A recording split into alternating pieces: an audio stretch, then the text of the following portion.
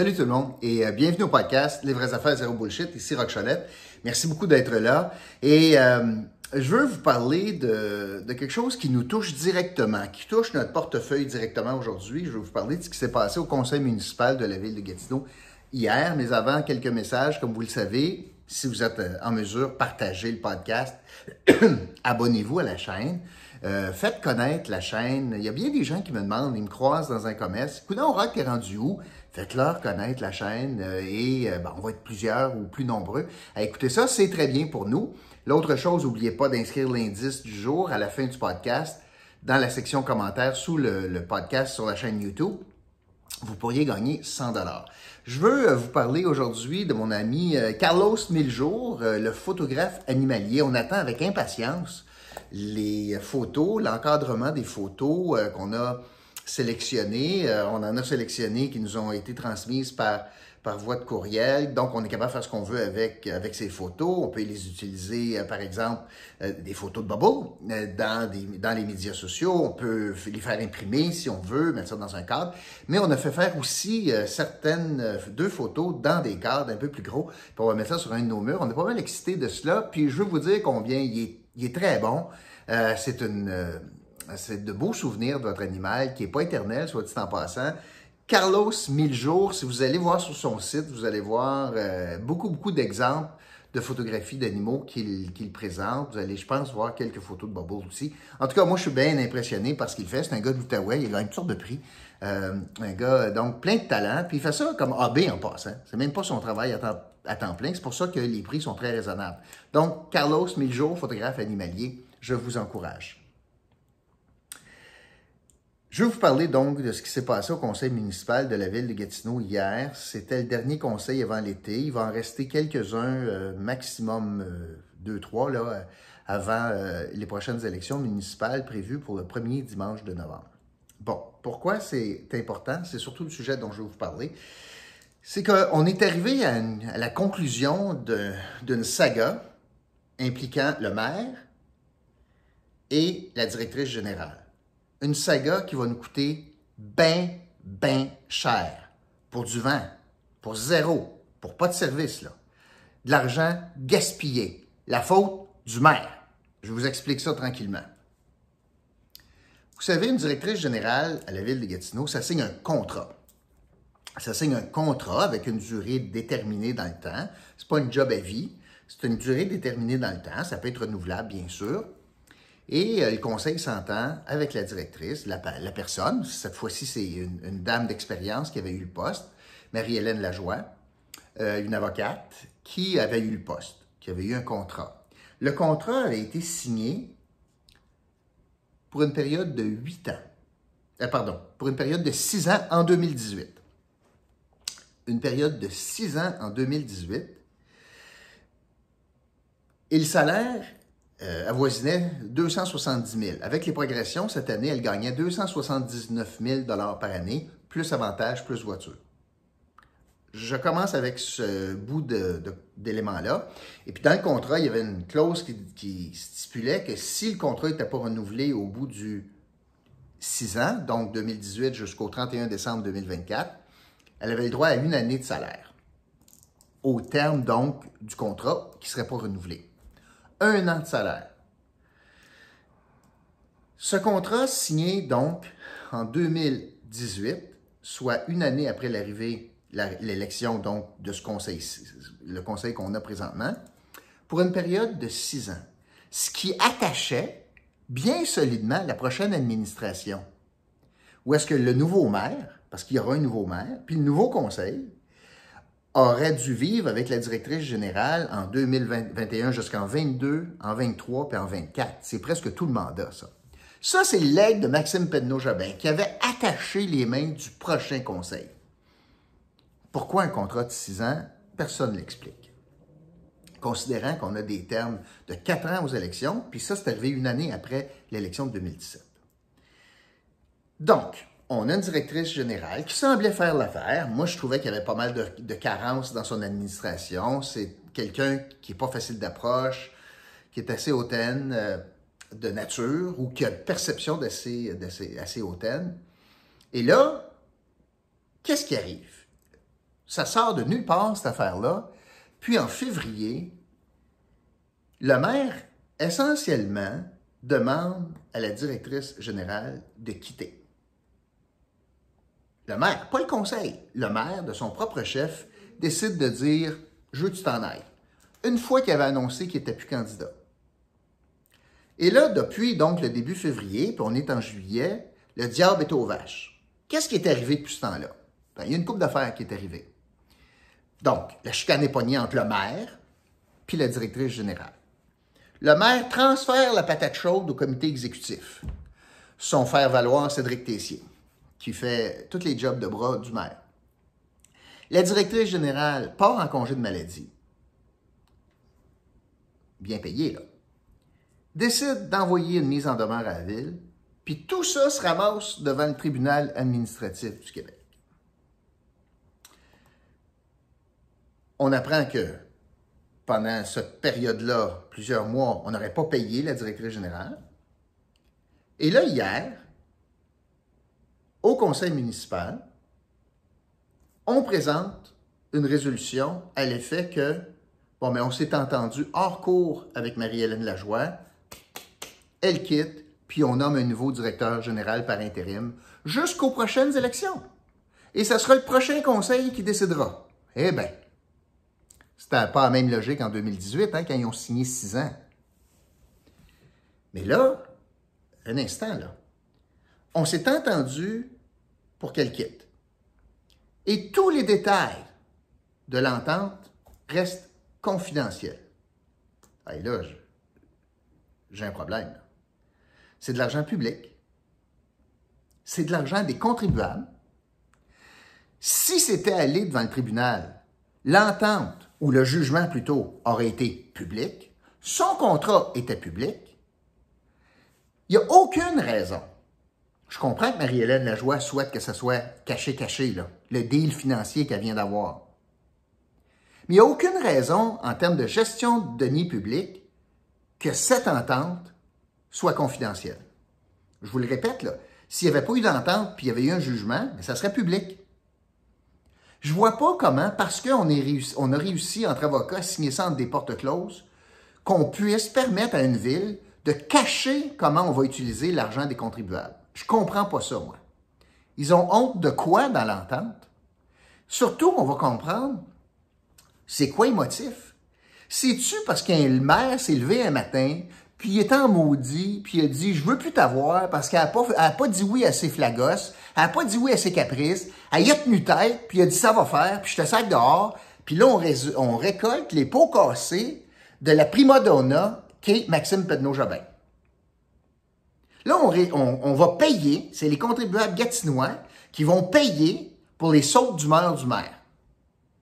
Il a décidé, lui, qu'elle était plus bonne, de façon cavalière, unilatérale. Il dit, tu t'en vas.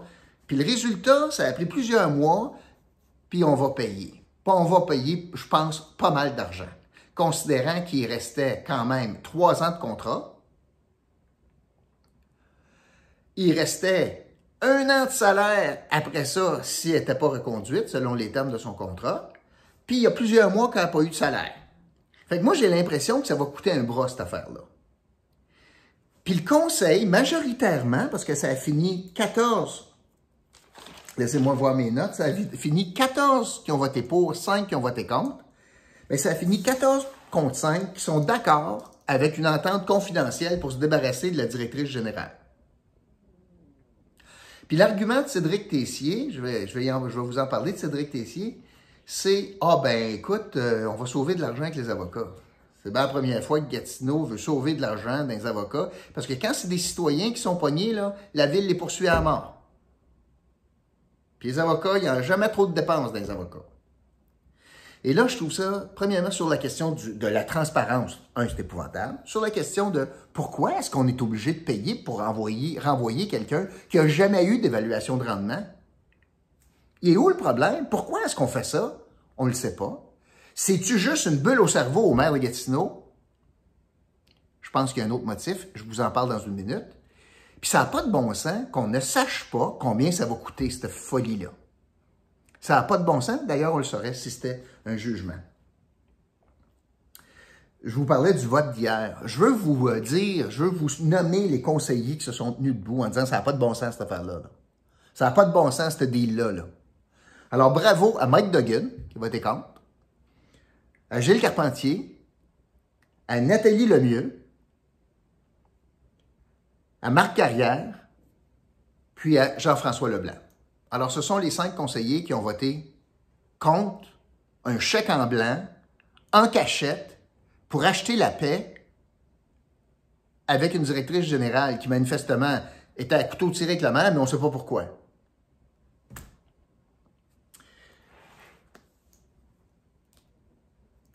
Je vous parlais donc de cette histoire-là, puis qu'on ne connaît pas les motifs.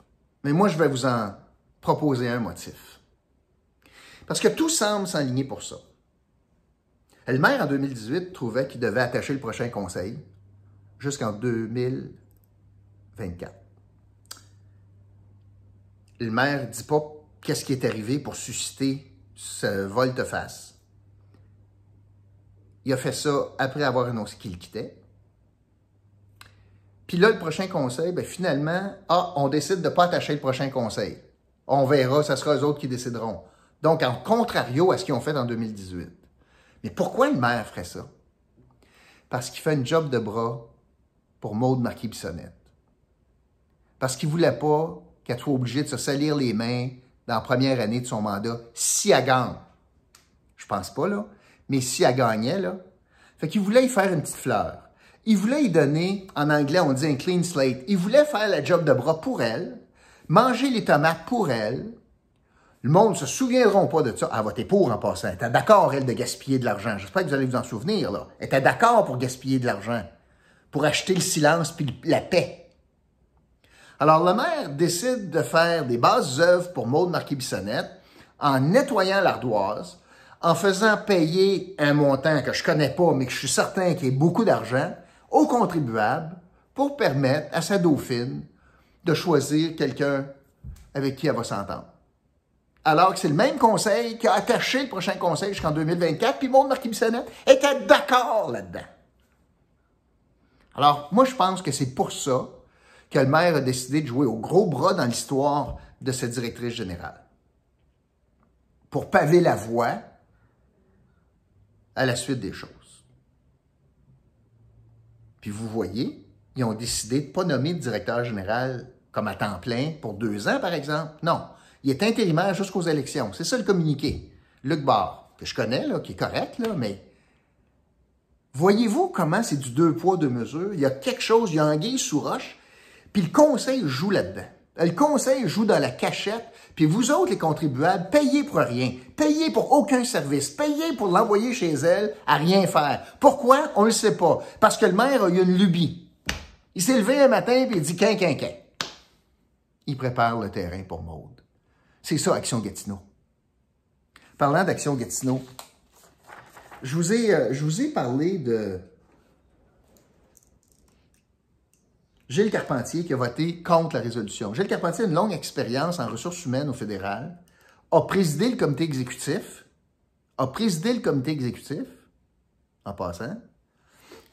de la ville de Gatineau, avant de se rendre compte qu'il était désabusé, il était utilisé par le maire, il a tout sacré ça là, il a quitté le salaire venant avec l'exécutif, il a quitté le pouvoir de l'exécutif, puis il fait sa job de conseiller, puis il a annoncé « moi je ne retourne pas là, ça n'a pas de bon sens ». Ça devrait en dire long sur bien des choses qui se passent à Gatineau. Mais là, il a fait une déclaration en disant qu'il ne comprenait pas pourquoi on faisait ça, que le maire avait eu toutes les chances au monde de bien gérer ça, il avait eu tous les outils disponibles, puis qu'il avait mal géré la question. Il avait mal géré la question de la directrice générale. En réponse à cela,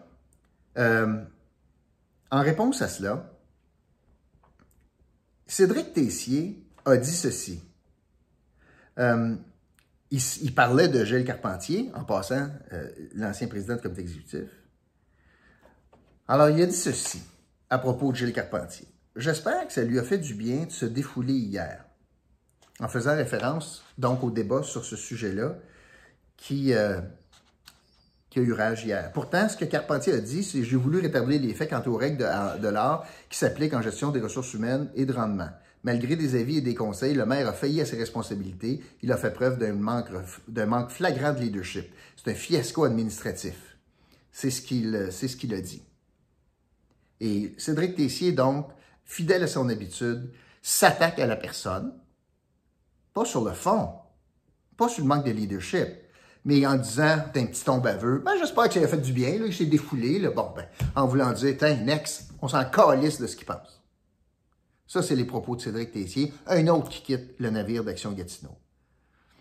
Fait que c'était pas chic hier au conseil, puis je veux vous alerter sur le fait qu'on est en train, encore une fois, de dépenser de l'argent, sans vous dire combien. Je trouve que c'est épouvantable. Ça ne devrait pas être permis dans le monde municipal, des ententes confidentielles, si le jugement serait public. Ça n'a pas de bon sens. Je ne comprends pas pourquoi la loi le permet. Je ne suis pas en train de dire que Gatineau fait un geste illégal, là, pas du tout. Mais il y avait le choix de ne pas faire ça. Un, tu n'es pas obligé. Puis deux, je trouve ça épouvantable qu'une ville puisse faire ça avec de l'argent des contribuables. C'est comme si on disait « Ah non, un contrat, c'est caché, ça. Ah, je ne dirais pas le montant du contrat. » Voyons donc. Là, on achète le silence puis la paix, puis on règle un dossier, puis on ne dit pas combien. C'est pas comme si c'est un dossier confidentiel. On le sait, c'est public. La directrice générale, son contrat, c'est public. Alors, je veux vous alerter qu'on dépense sans compter à Gatineau avec votre argent. Puis tout ça parce que le maire voulait acheter, dans le fond, un clean slate pour Maude Marquis-Bissonnette. L'autre sujet dont je voulais vous parler, c'est, ça commence bien, hein? Ça commence très bien. Les itinérants sur Grébert. Ils ont commencé à aménager à partir du 28 juin. On est aujourd'hui le 7 juillet. Si j'enlève la journée d'aujourd'hui parce qu'elle n'est pas comptabilisée, écoute, ça ne fait pas ben de jours. 28 au 29, au 30, au 31. Juin. Alors, 28 au 29, 30, 31. 30, 28 au 29, au 30, au 1, 2, 3, 4, 5, 6. Ça fait 8 jours, combien ça fait? Quelque chose comme ça. Il y a eu 9 interventions policières. 9, puis ils ne sont même pas à pleine capacité, ils ne sont pas 67 encore. Fait qu'il y a une intervention policière à tous les jours au motel Montcalm. Projet, ça gueule, pas de consultation, pas d'encadrement. J'entendais donc la directrice dire « Ouais, on est en train de recruter en accéléré, mais c'est pas facile. » Puis, fait que ça veut dire que c'était pas attaché à être des envoyés là. Les intervenants sont pas en nombre suffisant.